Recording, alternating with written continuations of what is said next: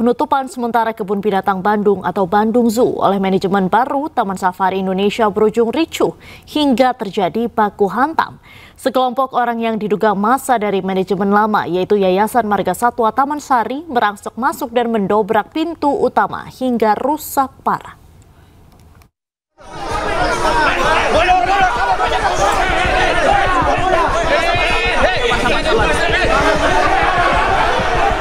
Kericuhan antar dua kelompok massa tak terhindarkan saat sekelompok orang yang mengklaim dari Taman Safari Indonesia merangsek masuk ke dalam area Kebun Binatang Bandung. Situasi semakin memanas hingga terjadi baku hantam antar dua kelompok tersebut. Bahkan, polisi kesulitan melerai kericuhan itu. Keributan ini berawal dari kedatangan sekelompok orang yang memaksa masuk ke dalam area kebun binatang dan mengusir penjaga hingga karyawan kebun binatang. Hal itu membuat pihak keamanan dan manajemen Bandung Zoo melawan dan tidak terima. Ada sekelompok orang, oknum dari Taman Safari, dikawal oleh puluhan sampai 30-an security ranger jam 6 tadi mendobrak pintu utama kita.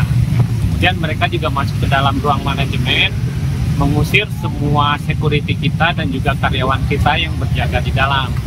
Jadi mereka sekarang keluar. Yang kita khawatirkan adalah kita punya belasan bayi yang baru lahir, bayi-bayi eksotik termasuk burung dan yang lain-lain. Itu pagi-pagi biasanya mereka dikasih susu, dikasih makan dan yang lain-lain. Sedangkan tim petugas pakan yang kita beli vendornya sehari-hari sekarang tertahan di gerbang. Itu yang kita khawatirkan. Jadi bagaimana kondisi satwa kita di dalam, itu yang kita khawatirkan. Sebelumnya terjadi konflik antara manajemen lama dan manajemen baru Kebun Binatang Bandung. Masing-masing pihak merasa berhak mengelola kebun binatang karena memiliki legalitas yang sah. Dari Bandung, Jawa Barat, Billy Maulana Fikran, iNews melaporkan. Pemirsa, pajak PBB perkotaan dan pedesaan naik hingga 2,5 kali lipat. Masyarakat di Pati, Jawa Tengah berencana akan berunjuk rasa. Namun belum dilaksanakan, sejumlah donasi milik pendemo yang sedang dikumpulkan di Simpang 5 Pati diangkut paksa Satpol PP dan membuat ricuh.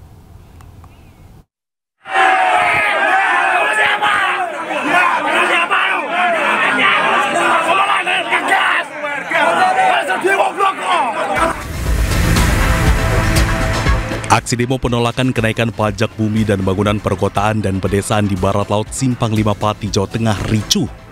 Adu mulut terjadi antara pendemo dengan anggota Satpol PP lantaran donasi yang mereka galang diangkut paksa. Hal itu memicu amarah peserta demo dan massa mengepung markas Satpol PP Pati, mendesak donasi yang telah diangkut paksa untuk dikembalikan.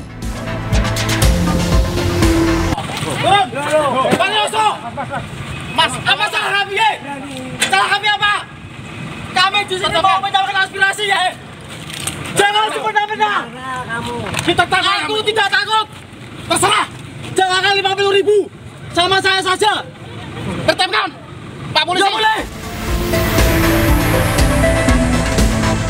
Kejadian bermula saat rombongan Satpol PP meminta pendemo untuk pindah lokasi. Karena lokasi tersebut jadi salah satu rute acara peringatan ulang tahun ke-702 Pati. Di saat yang sama, anggota Satpol PP mengangkut donasi milik pendemo ke truk dan membawanya. Hari ini kan petugas Satpol PP mengangkut donasi air mineral dari masyarakat Kabupaten Pati dan kita memprotes tindakan tersebut.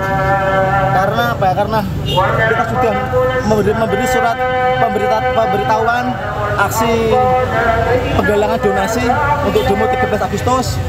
Suratnya sudah kita kirim ke Pak Kapolres dan kita sudah kirim ke Pak Bupati.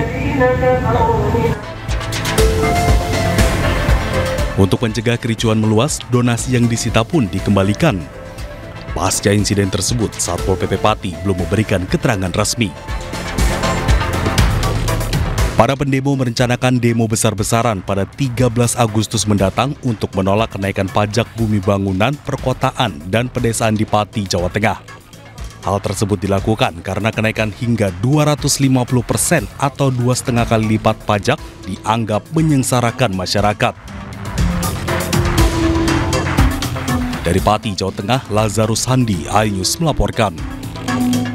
Pemirsa, tim Satgas Pangan Polri melakukan rekonstruksi beras premium oplosan di gudang PT Padi Indonesia Maju, anak perusahaan Wilmar Group di Serang, Banten. Polisi juga menyita sebanyak 58,9 ton beras premium oplosan dan sejumlah alat mesin produksi.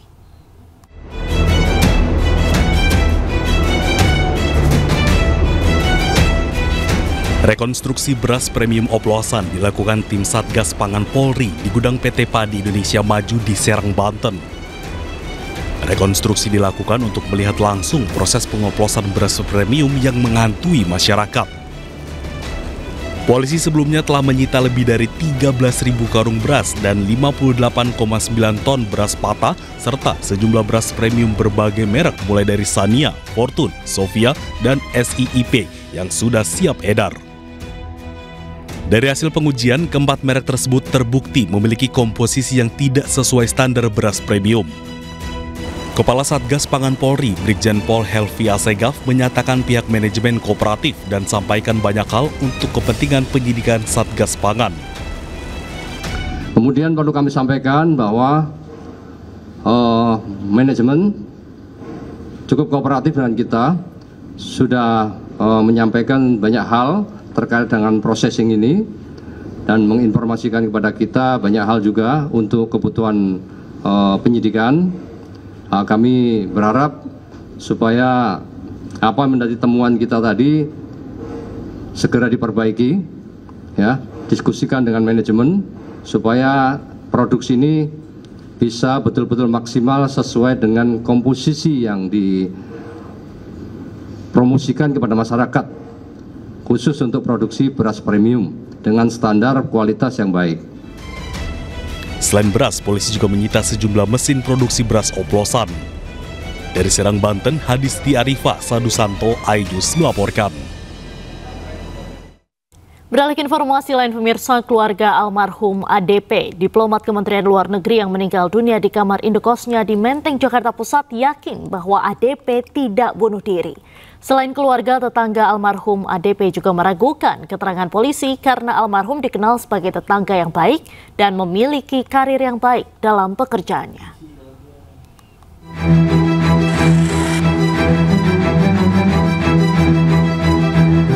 Keluarga Arya Daru Pangayunan, diplomat muda Kementerian Luar Negeri yang ditemukan meninggal di kamar kosnya di kawasan Menteng, Jakarta Pusat, akhirnya buka suara usai rilis polisi yang menyatakan bahwa tidak ditemukan unsur pidana dalam kematian almarhum.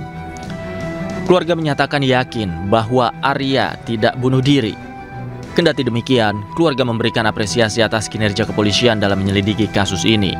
Keluarga pun masih berharap polisi akan menuntaskan kasus dengan sebaik-baiknya. Ketika disinggung tentang adanya konsultasi almarhum sebelum meninggal kepada sebuah lembaga secara online, keluarga menyebut bahwa konsultasi terhadap pekerjaan ataupun sesuatu masalah adalah hal yang wajar. Terlebih, istri almarhum juga memegang password email Arya Daru Pangayunan dan mengetahui isi keluhan suaminya. Selain keluarga, tetangga rumah Arya Daru Pangayunan juga mengaku kurang percaya dan meragukan jika almarhum meninggal karena bunuh diri. Namanya orang konsultasi mengenai berbagai macam hal itu kan sifatnya pribadi ya Mas. Istrinya itu memegang password email itu gitu. Dan juga tahu kok kondisinya. Itu saja Mas yang bisa saya sampaikan. Sejauh yang kami ketahui, tahu. Memang kondisinya kan yang namanya orang dalam kondisi kerja terdapat perbedaan persepsi dan lain sebagainya, itu wajar. Kemudian menceritakan persepsi tersebut kepada pihak lain itu ya wajar. Itu jadi kami tidak berkomentar lebih lanjut Mas. Kalau saya percaya nggak percaya itu. Kenapa Pak? Karena kalau orangnya baik begitu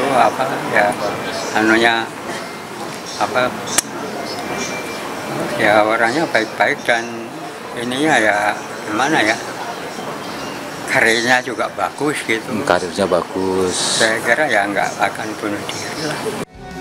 Sebelumnya dalam rilis polisi pada Selasa 29 Juli lalu, disimpulkan bahwa indikator kematian Arya Daru mengarah pada indikasi meninggal tanpa keterlibatan pihak lain, serta tidak ditemukan unsur pidana. Dengan kata lain, Arya Daru mengakhiri hidupnya sendiri. Dari Bantul, Yogyakarta, Trisna Purwoko, iNews melaporkan.